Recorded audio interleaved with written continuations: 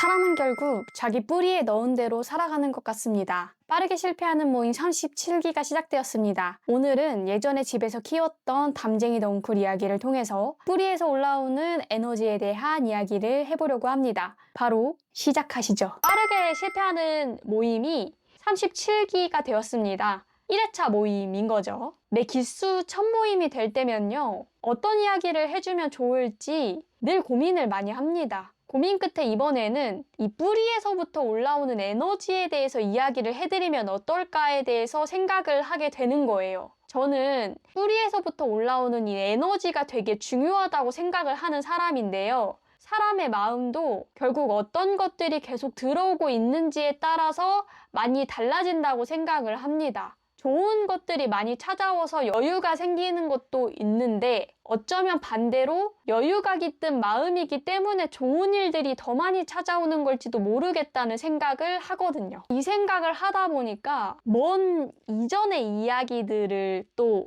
헤집고 찾아가게 되었습니다. 저희 집에는 식물을 정말 많이 키우는데요. 지금은 마당이 있는 집에서 살고 있지만 예전에는 그렇지 않았기 때문에 실내에서 식물을 키운 적이 많았습니다. 그 중에는 담쟁이 덩쿨 같은 식물이 있었는데요. 생명력이 엄청 강해요, 이 친구들은. 그래서 그 덩쿨이 청담 벽을 타고 올라가서 벽 모서리 있잖아요. 이 모서리를 따라서 집안을 사각형처럼 길게 둘러싸면서 자라더라고요. 아니, 이러다가는 정말 온 집안을 다 뒤덮겠다고 생각이 드는 거예요. 건물을 그냥 뒤덮듯이. 근데 엄마도 같은 생각을 하셨던 것 같아요. 어느 날 덩굴의 끝부분을 잘라버리시더라고요. 저는 별다른 생각 없이 잘렸구나 정도로만 생각을 하고 있었습니다. 그런데 그날 저녁 천장에서 미세하게 물방울이 떨어지는 거예요. 그 당시에 저는 집에 누수 문제가 좀 있었습니다. 저희 집에.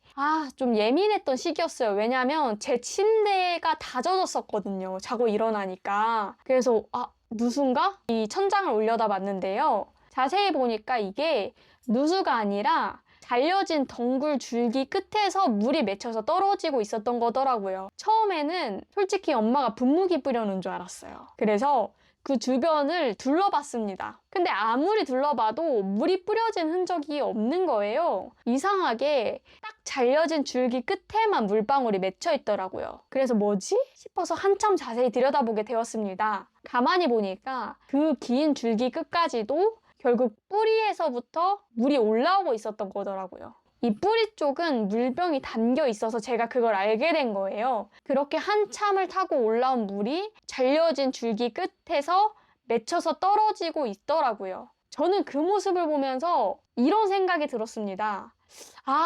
흔히들 말이 씨가 된다라는 얘기를 정말 많이 하잖아요. 생각하는 대로 된다. 이런 말도 정말 많이 하고요. 저는 그 말을 믿는 편이거든요. 그런데 그 담쟁이 덩굴을 보면서 왜 그런 말이 생겼는지 조금 더 이해가 가는 거예요. 식물도 결국 뿌리에서부터 긴 줄기를 타고 잎사귀 끝까지 닿잖아요. 그렇다면 사람도 결국 마음 깊은 곳에 계속 담아두고 있는 생각들이 삶 전체로 드러날 수밖에 없는 게 아닐까 싶더라고요. 내가 어떤 생각을 반복을 하고 있는지, 어떤 말을 스스로에게 계속 들려주고 있는지, 어떤 마음을 뿌리처럼 품고 있는지가 결국 행동이나 분위기, 삶의 방향까지도 이어지게 되는 것 같더라고요. 특히 저는 그래서 지금 내 마음의 뿌리에 무엇을 넣어주고 있는가를 생각을 하게 됐습니다. 저는 근데 여기서도 생각을 하게 된 게 흔히 말하는 부정적이어서 성공하지 못하고 긍정적이어서 성공한다라는 말을 믿지 않거든요.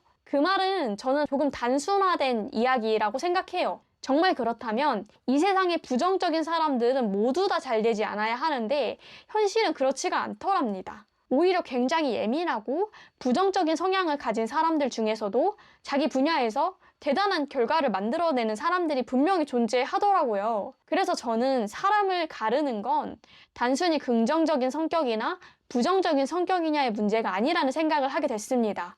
결국 중요한 건 성격이나 성향을 떠나서 무언가를 앞두고 그래도 한번 해볼까 하는 마음이 남아 있는가, 그리고 그 마음 앞에서 결국 어떤 선택을 하는가에 더 가까운 게 아닐까 싶더라고요. 그래서 저는 결국 긍정적이냐 부정적이냐보다 스스로 어떤 자아를 만들어가고 있는지가 더 중요하다는 생각을 하게 됐습니다. 사람은 결국 자신이 반복해서 하는 생각과 말들로 스스로를 만들어가는 게 아닌가 싶은 거죠. 그리고 그렇게 만들어진 마음의 뿌리가 결국 행동이나 분위기, 선택 같은 삶 전체로 자연스럽게 이어지게 되는 것 같습니다. 마치 담쟁이 덩굴에 물이 뿌리에서 끝까지 올라가듯이요. 그래서 저는 요즘 더 내 마음의 뿌리에 어떤 생각들을 계속 넣어주고 있지를 중요하게 생각을 하고 있어요. 물론 사람이다 보니까 부정적인 생각이 들 수도 있고 흔들리는 건 너무 당연하다고 생각이 들어요. 하지만 그 안에서도 결국 나는 어떤 사람이 되고 싶은지, 어떤 방향으로 살아가고 싶은지를 계속 스스로에게 물어보게 되더라고요. 최근에 제가 돈에 대한 생각들을 다시 들여다보고 있다고 말씀을 드렸잖아요. 예전에는 무의식적으로 돈은 힘들게 버는 거야 라는 생각을 굉장히 많이 가지고 살았었거든요. 아무래도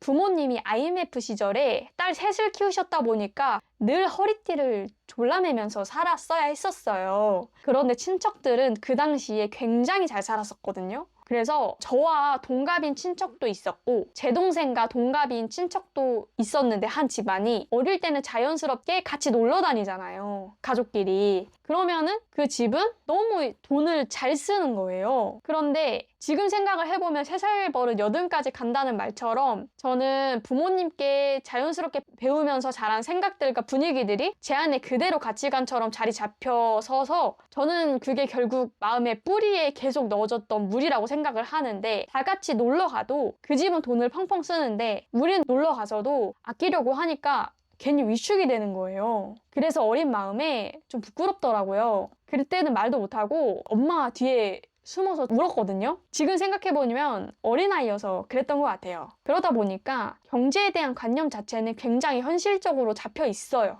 아빠 덕분에 저축하는 습관도 자연스럽게 생겼고 노후 준비를 제대로 하지 않으면 큰일 난다는 생각도 굉장히 강하게 가지고 살게 되었거든요. 그런데 한편으로 주변에 돈을 건강하게 다루는 사람들을 많이 보지 못하다 보니까 돈을 바라보는 시선이나 이런 생각 자체를 깊이 못하고 살아왔던 거죠. 그렇게 생각하고 살아가다 보니까 결국 행동에서도 돈에 대한 겁이 생기고 돈 자체에 대한 거부감도 조금씩 생기게 되었던 것 같아요. 신기했던 건 저는 돈을 많이 벌고 싶고 돈을 사랑하고 싶다고 생각하면서도 동시에 마음 한편에서는 돈을 어려워하고 있었다는 점이었어요. 마치 사랑하고 싶은데 사랑하지 못하는 숙명처럼. 그래서 요즘은 오히려 결과보다도 제 마음의 뿌리 자체를 바꾸려고 노력을 하고 있어요. 결국 사람은 자기가 깊게 믿고 있는 방향대로 살아가게 되는 것 같거든요. 그래서 저는 지금 어떤 생각들이 자리 잡고 있는지를 계속 들여다보게 됩니다. 저는 지금 예시를 돈에 비한 것뿐이지 모든 것이 동일하게 접목이 된다고 생각을 해요. 그리고 저는 지금 조금씩이라도 돈을 건강하게 바라볼 수 있는 사람으로 제 스스로를 다시 만들어가고 있는 중입니다. 그런데 솔직히요. 제가 30년 가까이 이렇게 살았잖아요. 단순간에 바뀌는 건 욕심이에요.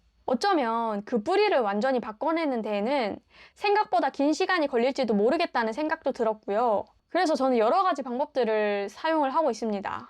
시도를 하고 있는 거죠. 그런데 가끔은 다시 원래 생각으로 돌아가는 느낌이 들 때도 있습니다. 그런데 저는 그조차도 어떻게 보면 당연한 과정이라고 생각이 들어요. 오랫동안 익숙했던 뿌리를 바꾸는 일이니까요. 결국 사람은 하루아침에 완전히 달라진다기보다는 반복되는 생각과 선택들이 조금씩 쌓이면서 방향이 만들어진다고 생각을 하거든요. 그래서 조급해할 거 없습니다. 저에게 뜻이 깊은데요. 왜냐면은 전 기수인 36기에 제가 많은 성장을 했기 때문이에요. 저도 이 모임을 참여한 지 1년 이상은 되는 것 같거든요. 작년 아닌가? 더 됐나? 이렇게 매달 참여하면서 조금씩 바뀌어가는 저의 모습을 보고 학습이 되더라고요. 제가 어느 부분에서 무너지는지, 어느 부분에서 약간 더 실행을 하게 되는지 이런 것들을 다 이렇게 조합해서 학습이 되다 보니까 저번 기수에 약간 성과가 나왔던 것 같아요. 저번 기수에는 꾸준히 하다가 말았지만 이번 기수에는 저번에 해봤으니까 다시 해볼 예정입니다.